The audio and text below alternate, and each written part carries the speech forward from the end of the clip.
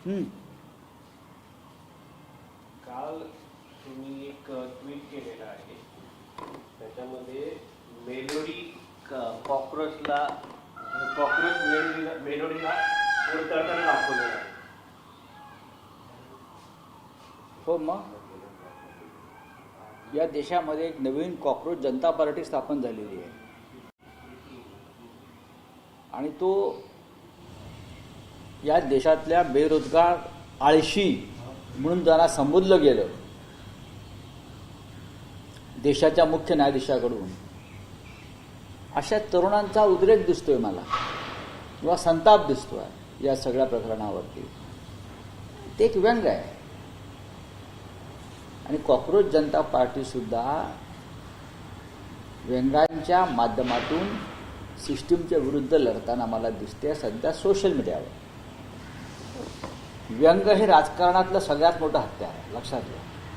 व्यंग हे राजकारणातलं सगळ्यात मोठं हत्यार आहे. त्याच व्यंगाचा वापर 2014 साली सध्याचे पंतप्रधान नरेंद्र मोदी यांनी सुद्धा केला होता.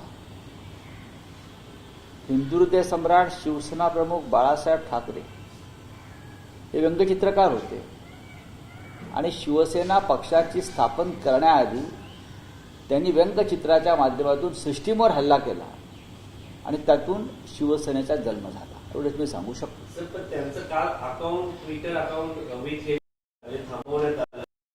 असं आहे की भारत कोणाचं ट्विटर अकाउंट किंवा समाज माध्यमांवरील अकाउंट बंद करत नाही, सगळ्यांचीच करते. नॉर्वेमधली जर्नालिस्ट कोण हिली लिंग हिचंही केलं.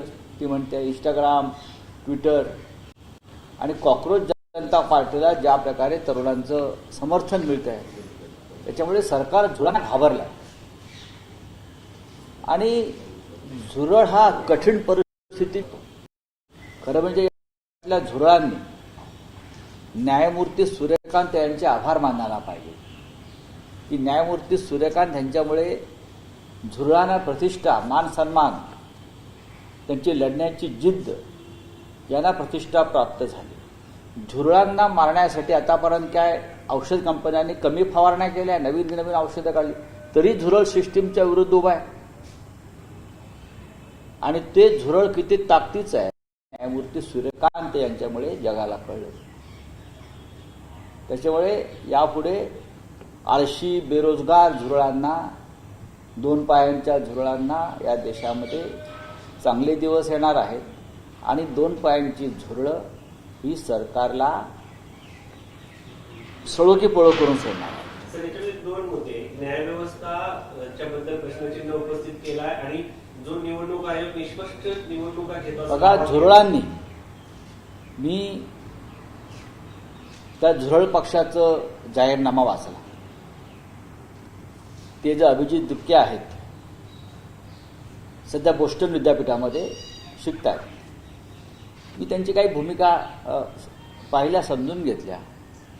जेव्हा तरुण विद्रोहाला उभा राहतो वेगळ्या वेगळ्या माध्यमातून, तेव्हा तरुणांचं मन समजून घेतलं पाहिजे.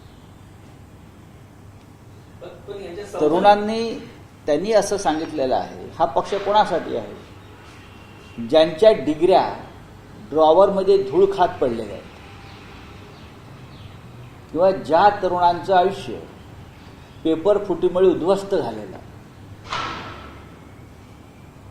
अनेक माध्यमातून, सरकारी यंत्रणातून त्यांच्यावरती अन्याय झालेला आहे. मग न्यायालय असेल, निवडणूक आयोग असेल, अशा सर्व अन्यायग्रस्त झुरळांचा हा पक्ष आहे.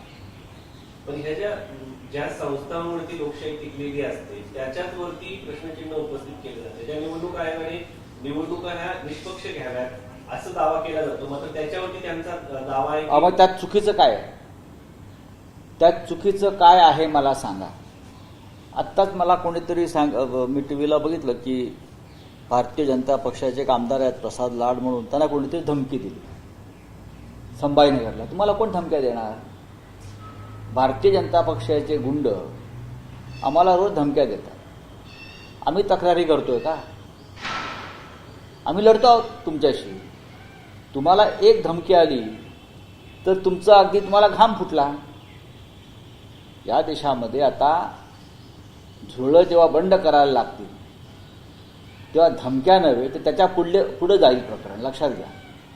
तेच प्रसाद लाड म्हणतात की मराठा समाजाला आरक्षण देण्याचे काम उद्धव ठाकरे आणि पवार यांच्यासारख्या शंड पक्षाने केलं आहे. कोणत्यासारख्या शंड पक्षाने? मग हे कोण आहे? तुमच्यासारख्या आणि पवार साहेबांच्या पक्षाच्या. आणि बघा असं आहे की हे किती मग शंड आणि नपुसंक आहेत हे गेल्या 2 दिवसात या देशाच्या प्रधानमंत्र्यांनी दाखवलेलं आहे, ऑपरेशन सिंदूरपासून. तुम्हाला धमक्या काय येत आहेत? मुळात माझा विश्वासच नाही की सत्ताधारी पक्षांना अशा प्रकारे. अहो, त्या माणसाची सिक्युरिटी किती आहे बघा तुम्ही. स्वतःच्या 25 गाड्या, सरकारच्या 4 गाड्या, आणि तुम्ही काय असं महान राष्ट्रकार्य केलं महाराष्ट्रासाठी, देशासाठी, समाजासाठी? असं काय केलंय तुम्ही काय भगतसिंग, राजगुरू, सुखदेव आहात का? कोण आहात तुम्ही? तुम्ही आमच्या पक्षाला शंड म्हणताना स्वतःच्या लेंग्याची नाडी सोडून बघा तुम्ही कोण आहात.